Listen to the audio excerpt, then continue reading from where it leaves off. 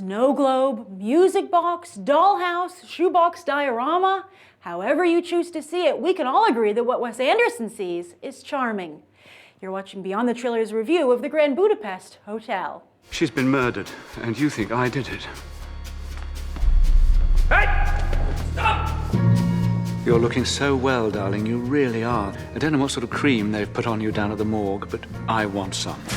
This is Madame D's last will and testament. To Monsieur Gustave H. I bequeath a painting known as Boy with Apple. Wow. What? Who's Gustave H?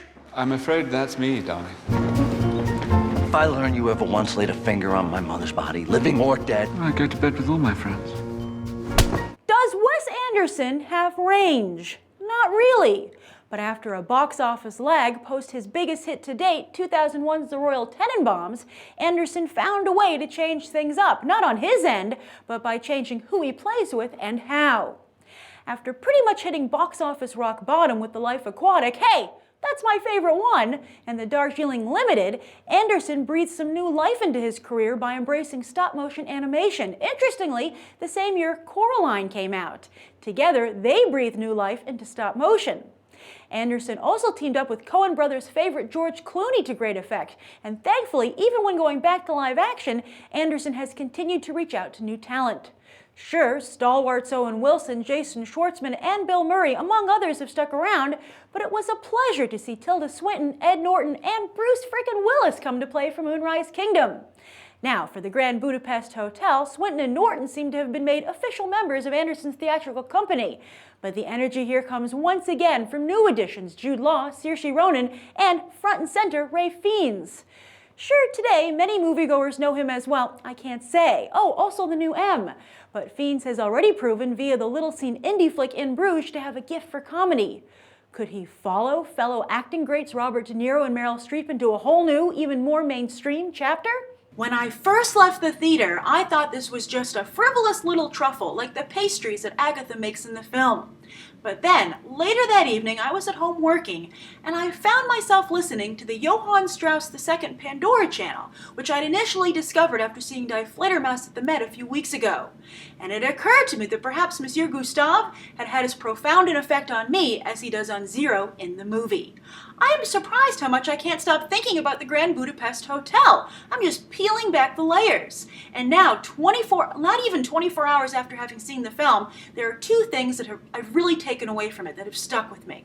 The first is that we all need a little civility in our lives. It's a small thing, but it requires discipline, but it really adds to quality of life. And the second is something that Ralph Fiennes, as Monsieur Gustave, says to his staff early on in the film. And that's that rude people, mean people, are really just acting defensively. You know, offense is the best defense, because they fear they won't be treated well, they won't be respected. So just a small act of kindness towards them will go an immeasurable distance. And I think this isn't just applicable in the service industry, but just in life when interacting with other people. And I'm sure there are exceptions, but it doesn't make it any less of a brilliant observation. And there's a lot of brilliant things going on in this movie. For instance, I think applying Wes Anderson's style to a mystery is brilliant. I mean, I just was talking about the Grace of Monaco trailer that came out, the second one, and about how I miss that kind of Hollywood grandeur, that elegance that Hitchcock utilized so well in his movies. But yet here it is. I mean, of course it has some quirkiness to it because it's Wes Anderson, but it really did remind me of those kind of Hitchcock thrillers. And there are two sequences in particular that really stood out, that were not only beautiful to behold in terms of their imagery and their elegance, but they were actually exciting. They were edge of your seat, and that Wes Anderson could do that was very impressive.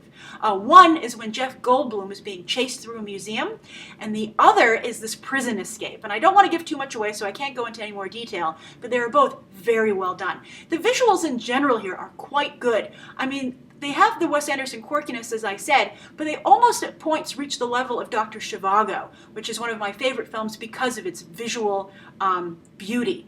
And it perfectly captures that kind of Eastern European feel that is like a music box, that's like a diorama, a dollhouse, and, you know, that just fits so perfectly with what Wes Anderson tries to do.